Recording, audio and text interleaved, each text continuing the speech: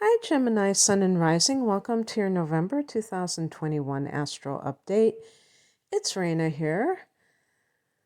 So, November ushers in eclipse season, and Gemini is going to be affected by a lunar eclipse in Taurus, 27 degrees of Taurus, and that's going to be in your 12th house. Now, as you probably know, for the last year and a half, there have been eclipses in Sagittarius and Gemini. The last one for you was back in June 10th, I believe.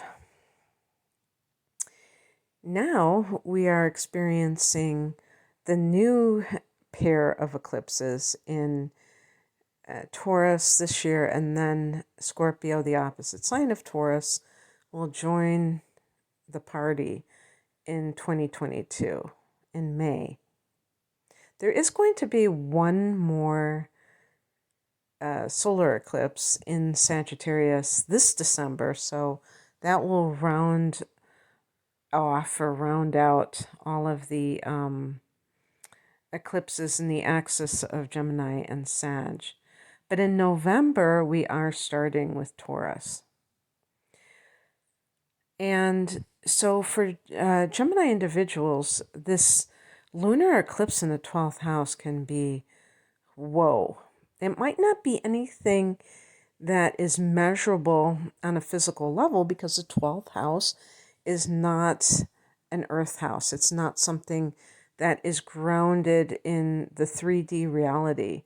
The 12th house in the universal chart, which determines the characteristics of each of the houses, and each house is ruled by a sign and its ruling planet. So the 12th house is ruled by Pisces, and its ruler is Neptune. So all of those Piscean, Neptunian things like karma, past lives, suffering, addictions, in general, anything that is self-defeating behaviors or self-destructive behaviors. Prisons and hospitals are 12th house, and monasteries are 12th house. So it's overall, I call it a spiritual house of contemplation, solitude, that kind of thing. And because this is the house of self-defeating patterns and like addictions and things like that, this can be an amazing time to turn over a new leaf without having to lift much of a finger.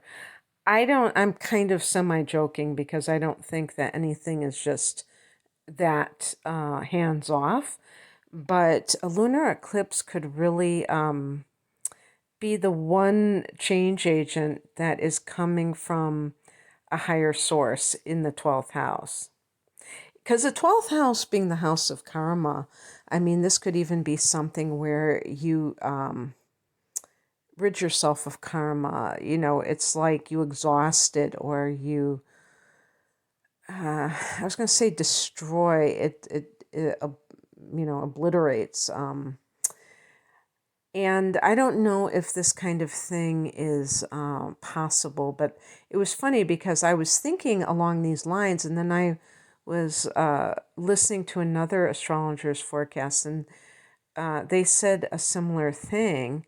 And I said, well, I guess I was on the right track, and that kind of the way that I looked at it, because it resonated with me. It was something like that, like kind of like grace that comes to you when you're not really trying so hard yourself and you're being gifted this thing. But what you're being gifted is really kind of a break from a very deeply ingrained pattern, for instance, which may have karmic origins, and that sort of thing, or karmic contracts. What do they call them? Soul contracts that you have with another person. You know how sometimes people do what is it called? Cord cutting, and they're trying to break they feel like even if they stop talking, they're not talking to someone, that they still are being kind of, I was going to say possessed by that person, but you know what I mean, that person has some kind of a stranglehold on them energetically. And so, they're trying to break that pattern. I think a lot of that is also on the karmic level, where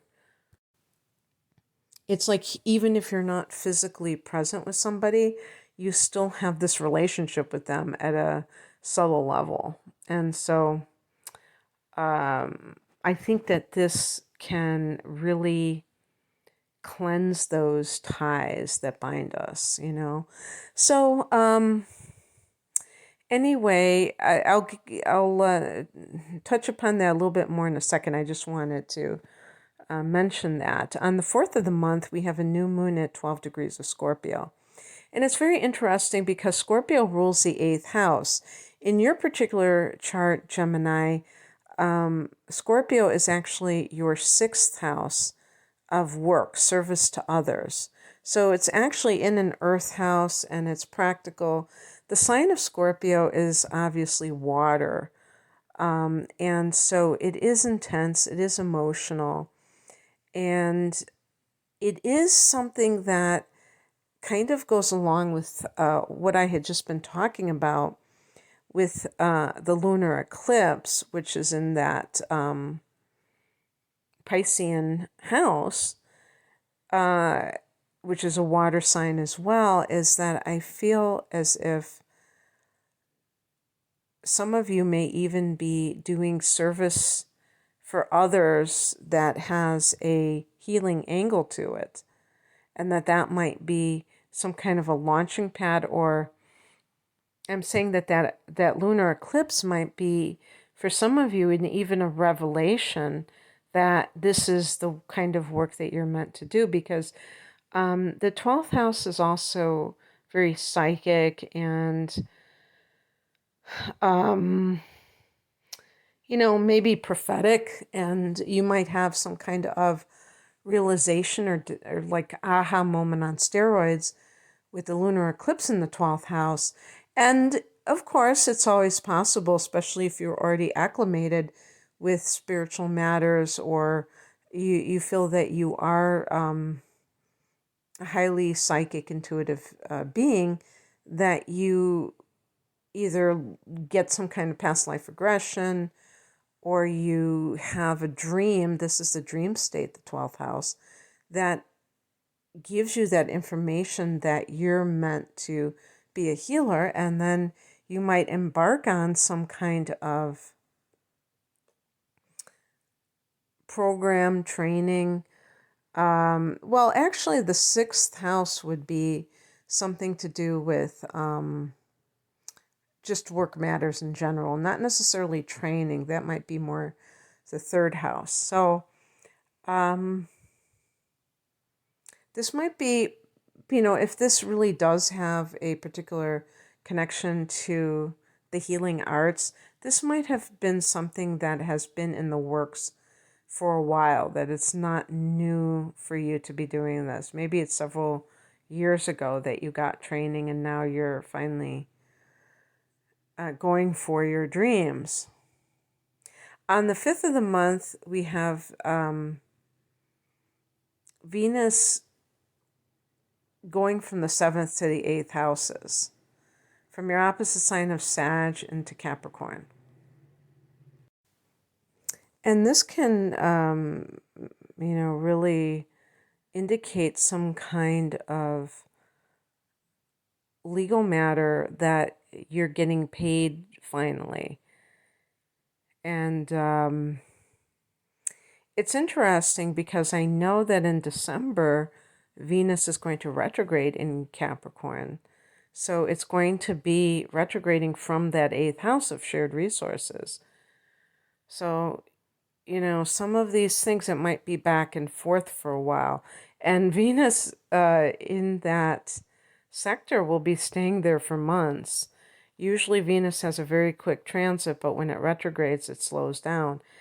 So the bottom line is that if you have any kind of issue, be it an inheritance or if you're getting divorced, and or maybe even got divorced and still had issues with possessions or payouts from one person to the other, these kinds of things could still be in the works. Even now, you might think that you've solved the issue, and when the Venus retrograde comes, I think it begins on December 19th, then you might find that there are still things to iron out.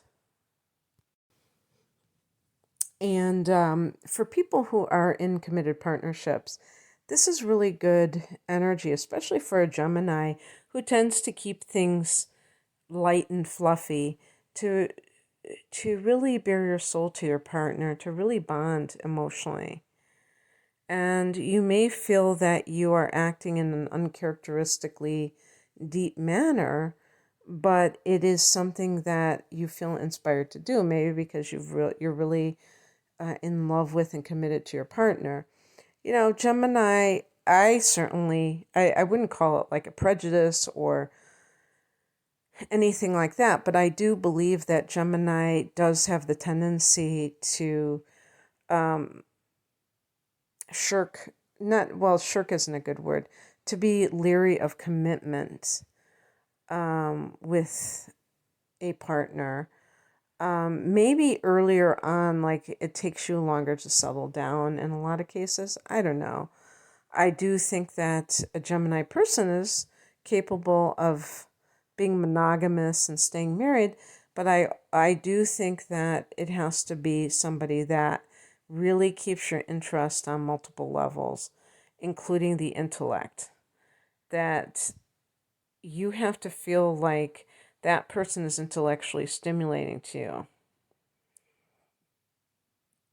So you may be exploring this deeper emotional side. And on the same day, your ruler Mercury goes into Scorpio, which is perfect because, you know, that certainly is very penetrative, that type of mind, very investigative, sometimes paranoid, but definitely insatiably curious, I would say. Um, well, relentless. I think Sag is more curious or Gemini is more curious, but Scorpio is relentless. You may feel at this time for the next few weeks that you want to be more sparse with your communication. Mercury in Scorpio isn't as openly chatty, is much more, uh, economical with its communication. But by the same token, you might feel this desire to be less of an open book and be more secretive because, of the Scorpio influence. Although in your house, it's not going to be in the 8th house like Scorpio, it's going to be in the 6th house. So this might be reading about nutrition, studying like a new diet. By the way, maybe that was something for the new moon, some kind of new health protocol. But reading a lot of books on dieting, not diet like restricting calories, but the type of foods you should be eating, and let's see, talking to people in the workplace. So if you're interviewing for jobs, if you are researching the type of job that you would want to do, all of those kinds of practical things that have to do with the mind. On the 19th, there is a lunar eclipse at 27 Taurus. I talked about this. It's going to be in that mystical 12th house. On the 21st, the sun goes into Sagittarius. And 3 days later, Mercury goes into Sag. So both of these are your 7th house, committed partnership, but also public relations, there's probably nobody better, except for maybe Libra, than a Gemini when it comes to being a PR agent, because you have the gift of gab. You're very amusing, and you're very witty, and you just have a very tolerant manner because you're a mutable sign and you're air, and you are